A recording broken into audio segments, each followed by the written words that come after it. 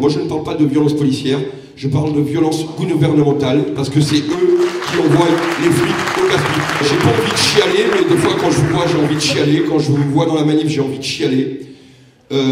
J'ai peut-être pas les épaules pour entendre tout ce que j'entends sur les manifs, parce que beaucoup de gens viennent me parler, je prends des trucs dans la gueule, c'est quand même assez violent.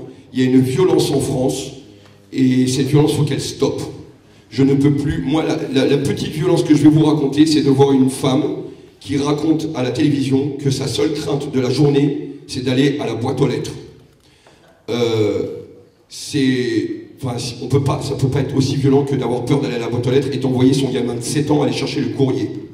Parce qu'elle a peur de ce qui va lui arriver. Et ça, il faut que ça arrête dans ce monde-là. Il y a du pognon, il faut aller le chercher. Le pognon, il est là, tout simplement.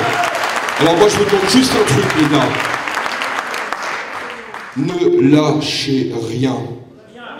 On a 3 ennemis dans cette révolution, dans cette révolte. C'est le temps. D'accord? Ça, c'est un ennemi. C'est la parano, parce qu'il y a beaucoup de parano. Donc, il faut peut-être se détendre un petit peu. Et la rumeur. Voilà les 3 ennemis de ce mouvement. Il ne faut pas se faire avoir par cela pour pouvoir les mener jusqu'au bout, en tous les cas. Et vous voyez ce monsieur-là. Moi, j'ai connu 95, et je lui en ai parlé. Pour ceux qui se souviennent de 95, le premier leader du mouvement, il s'appelait Tarzan. C'était un routier. Vous voyez comment l'histoire se répète? Et Tarzan, il avait été au bout de son combat. Tellement au bout de son combat que moi, j'allais au lycée, que les rails du RER, ils étaient rouillés. Et ça, c'était une France qui bloque. Et c'est à cette France-là qu'il faut revenir aujourd'hui, tout simplement. Merci, et on lâche rien à la famille.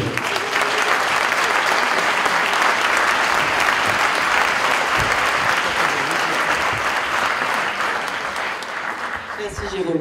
Je rajouterai juste un truc. Les manifestations, si c'est notre mouvement, si c'est votre mouvement, vous êtes responsable de vous-même et vous êtes responsable de tout le monde sur les manifestations. D'accord? Il y a des gens qui se sont engagés, il y a des gens qui se sont responsabilisés vis-à-vis de cette manifestation.